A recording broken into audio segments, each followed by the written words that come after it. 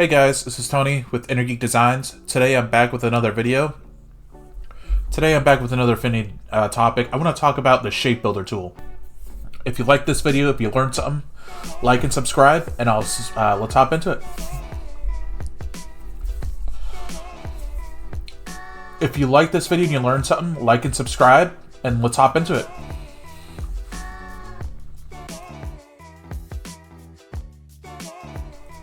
Alright, here we are with Affinity. I got a couple different artboards, and let's walk through this tool and how you can use it, and then we'll go into a real-world experience of how it can help you.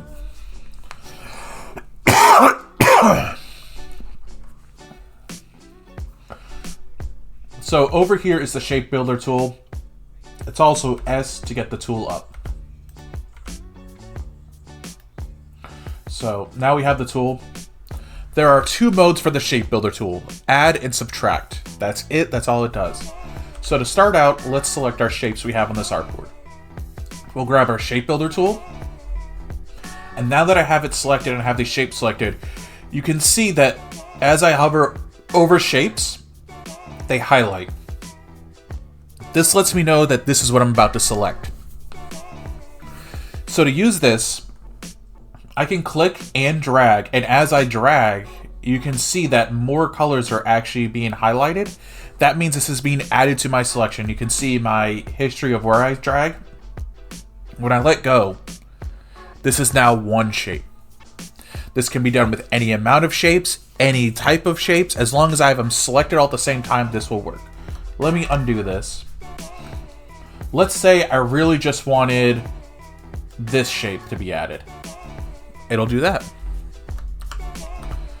Now, let's go over to this option, and we'll go through the subtraction and addition at the same time. So we'll get our Shape Builder tool.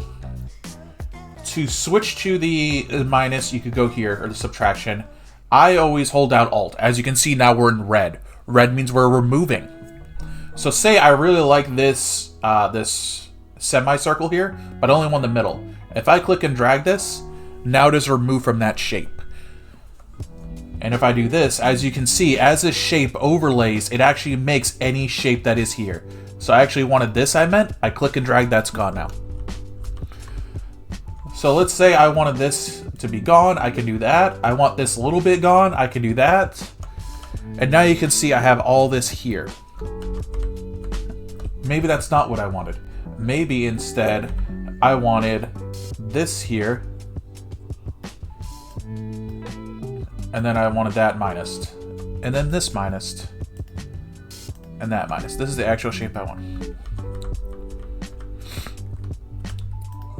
So now that we've gone through these two simple scenarios of just using the tool, let's go into a real world example. We have this rough logo design done, but I realized, man, I actually wanted this X to have a little bit more depth to it than just have two triangles overlapped going in the same direction. So I'm going to select just this X. And as you can see, I see all the shapes that are underneath it. I see the shapes over it. I'm going to grab my Shape Builder tool again. I want this to be minused. I want this as a negative. And now I see these shapes here. I want this as one shape. And I want this actually as one shape. Now you can see I use just this Shape Builder tool to quickly build out a shape or remove a shape. You can do this as much as you want. You can instead just stack your shapes on top of each other to start building out logos. Instead of sitting there with the pen tool, drawing it out, quickly they're taking all that time out of it. Build shapes to actually build a logo out. Or build any graphic out. This was a pretty short video. I hope you learned something. I hope you got something out of it. Learn how to use a Shape Builder tool. Get in there and get some dirty and get some use out of it. I hope you learned something. I hope you enjoyed it. If you did, like and subscribe, and I'll see you in the next one. Bye.